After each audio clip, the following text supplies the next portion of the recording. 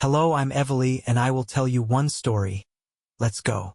In the small town of Blackwater, darkness had a way of stretching on indefinitely, swallowing any hope of dawn. Every clock in the town was frozen in a macabre ritual. It was always exactly 3 a.m. The relentless, eternal night had seeped into every crack of the crumbling streets, painting a canvas of despair and dread. This was not merely an absence of sunlight. It was a curse that bound the town to a single, chilling moment, where time itself had unraveled. Elias had long since abandoned any hope of understanding this perpetual twilight. Once a curious man with a gentle smile, he now roamed the shadowed alleys with haunted eyes, searching for answers hidden in the whispers of the wind. For him, every night was a trial, each echo of his footsteps a reminder of the unyielding grip of that endless 3 a.m. His memories were fractured into fragments of terror, fleeting images of figures lurking just beyond the edge of vision and the soft, sorrowful hum of a forgotten lullaby emerging from the depths of the dark. One particularly suffocating night, Elias felt an irresistible pull toward the old clock tower at the edge of town. Its once proud face was now cracked and smeared by time, its hands forever fixed on the dreaded hour. As he ascended the narrow, winding staircase, each step creaked under his weight, resonating through the cavernous silence. In that heavy stillness, he sensed a presence, as if unseen eyes tracked his every move. The chill in the air deepened, and a pervasive sense of impending doom settled upon him, the very walls vibrating with an almost tangible tension. Reaching the summit, Elias found himself in a large circular room bathed in the pallid glow of a solitary, flickering light. It illuminated relics of a bygone era when Blackwater had thrived, a time now relegated to ghostly shadows. An ancient mirror, scarred by countless scratches, reflected not only his weary face but also a cascade of spectral images. In that moment, he glimpsed haunting visions of the past.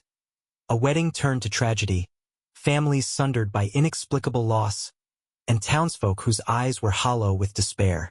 The mirror whispered secrets, as if it were a portal to the souls imprisoned in this unending night.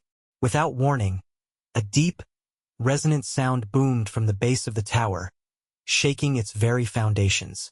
The ground trembled and, for an instant, the oppressive silence shattered into an unearthly cacophony. Elias clutched his chest as a wave of nausea surged through him. The sound was accompanied by flashes of ghastly imagery. Monstrous forms emerging from the darkness, their bodies twisting into grotesque shapes, and a sinister red glow pulsing like the heartbeat of some malignant force. It was as if the night itself had awakened, asserting its dominion over every living thing. Driven by a mix of terror and morbid curiosity, Elias descended into the dark labyrinth beneath the tower. The corridors twisted into impossible geometries, defying the laws of nature. In this subterranean maze, every turn unveiled sights beyond reason. Walls oozing a viscous, black substance and floors that seemed to breathe with a life of their own. Strange symbols were etched into the stone, glowing faintly with an unholy luminescence, while the heavy scent of decay and despair filled the air. Each step deeper into the maze felt like a step closer to madness. At the labyrinth's heart, Elias discovered a vast cavernous chamber where the temperature plummeted and the walls pulsed with a malignant rhythm. The room was filled with lifeless, contorted forms arranged in a macabre tableau, each figure frozen in its final moment of terror. The silence was broken only by the slow, deliberate drip of what appeared to be blood, echoing like a morbid metronome. Then, in the center of the chamber, he noticed something truly unnerving. A solitary figure slumped against a wall, its face obscured by shadows. The figure's limbs were unnaturally elongated, and its very presence exuded a despair so profound that Elias felt the weight of endless sorrow crushing his spirit. As he inched closer, the figure stirred. Its eyes snapped open to reveal voids of darkness, as if it were devoid of any will. A faint, raspy whisper filled the chamber, uttering words in a language long lost to time. The voice was not merely heard but felt, reverberating deep within his bones. Elias longed to flee, yet the encroaching darkness held him in its grip. A chilling realization struck him like a frozen dagger. This was no ordinary night. This eternal 3 a.m. was a living nightmare, a realm where the boundary between reality and horror had dissolved. Every moment was a descent into oblivion, every shadow a harbinger of unspeakable terror.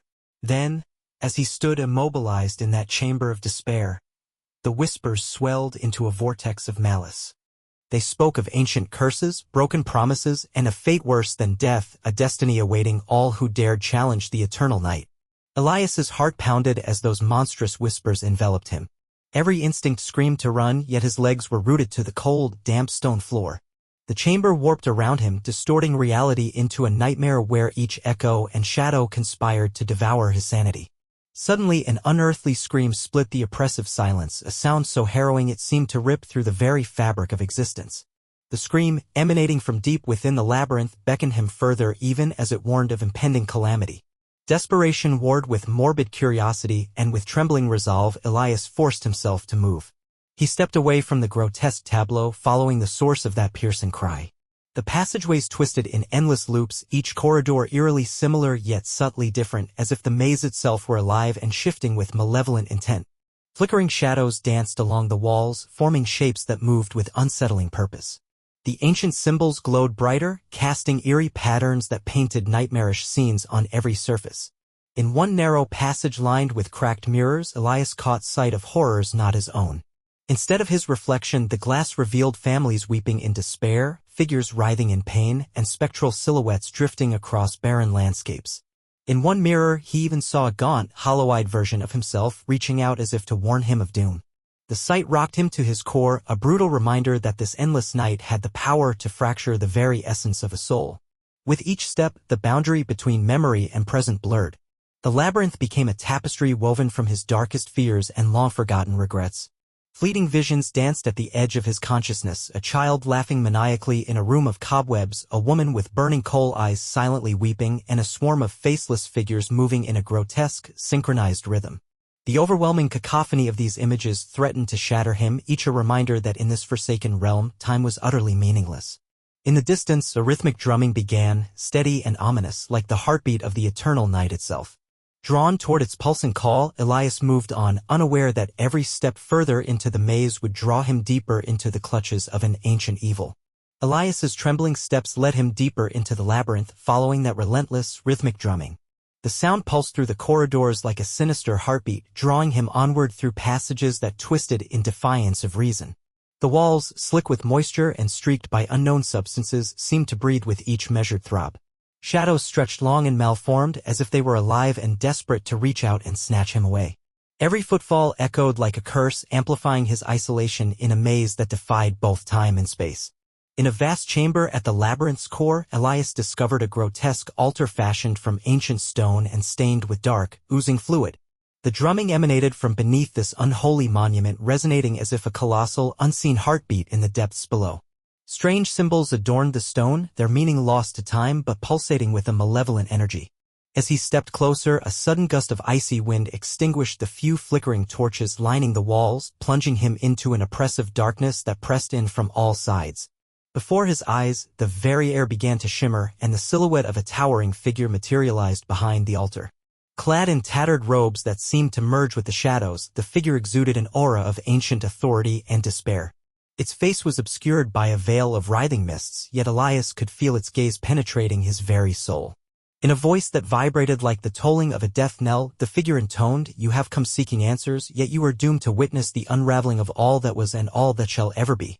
At that moment, the ground quivered and the drumming intensified, transforming into a cacophony of unearthly sound. The altar split open, revealing a yawning chasm of darkness from which emerged spectral shapes, phantoms of tormented souls, their eyes hollow and mouths twisted in silent agony. These apparitions surged forth, converging around Elias in a frenzied dance of despair. Each spectral figure bore a story of woe, a father mourning a lost child, a lover betrayed by fate, a warrior consumed by regret. Their silent screams mingled with the drumming, a macabre symphony that threatened to shatter the remnants of his sanity. Desperate to escape, Elias turned to flee, but the labyrinth had shifted again. Corridors closed behind him, sealing his only exit as if the maze itself conspired to entrap him in eternal twilight. His pulse hammered in his ears as he navigated a maze of twisting passageways where walls bled and floors trembled beneath the weight of unspoken horrors. Flickering visions danced in his peripheral vision, brief, jarring glimpses of his own face contorted in terror, intermingled with scenes of unspeakable suffering and despair. It was as if every step he took was cataloging 1,000 tragedies, each more harrowing than the last. In a narrow corridor lit only by a ghostly phosphorescence, Elias encountered a series of mirrors, each one reflecting not his physical form but the darkest recesses of his soul. In these fractured images, he saw a man losing himself to the madness of the night, a man whose eyes had become voids of resignation, whose hands trembled with the weight of unspoken secrets. The mirrors whispered his name in voices that were both familiar and utterly alien. Each whisper carried a promise of revelation and doom, merging into a chorus that echoed through the corridor like a relentless dirge. As he pressed forward, the labyrinth's walls began to pulse with an almost organic life. The very stones seemed to contract and expand, breathing in a slow, rhythmic cadence that mimicked the drumming. In one final, heart-stopping moment of clarity, Elias realized that this eternal 3 a.m. was not a mere anomaly of time, it was the manifestation of an ancient curse, a punishment wrought upon the souls of Blackwater for sins long forgotten. The drumming was the pulse of that curse, a constant reminder of the town's inescapable fate. Overwhelmed by despair and a gnawing sense of inevitability, Elias collapsed before a vast mural carved into the chamber's far wall. The mural depicted a primordial scene, towering figures of darkness waging war against celestial beings, their conflict culminating in the descent of a curse upon the land. In the center, a lone figure, identical to Elias in its torment, stood as both victim and herald of the eternal night. The revelation struck him like a lightning bolt. He was not merely an unwitting wanderer but a pivotal part of this cosmic tragedy, bound to perpetuate the cycle of horror. As the spectral apparition swirled around him in a final, tormented ballet, the cloaked figure reappeared, this time closer than before. With a voice laden with the weight of millennia, it declared, "The night is eternal, and so is your destiny. Embrace the darkness, for in it you shall find the truth of what you were meant to be." With those chilling words, the chamber convulsed, and the drumming reached a fevered pitch that drowned out all other sound. The ground beneath Elias split asunder, revealing an abyss that beckoned him to take its final plunge into madness. In that moment, as he teetered on the brink of oblivion, Elias understood that his journey was far from over. The labyrinth had become a crucible, forging him in the fires of despair and transforming him into a harbinger of the eternal night. With a final, shuddering breath, he stepped forward into the darkness, his fate sealed by the unyielding rhythm of 3 a.m., a fate shared by all who dared linger in the night that never ends.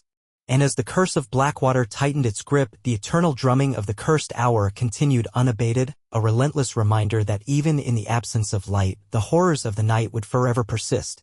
Thank you very much and see you all in the next video.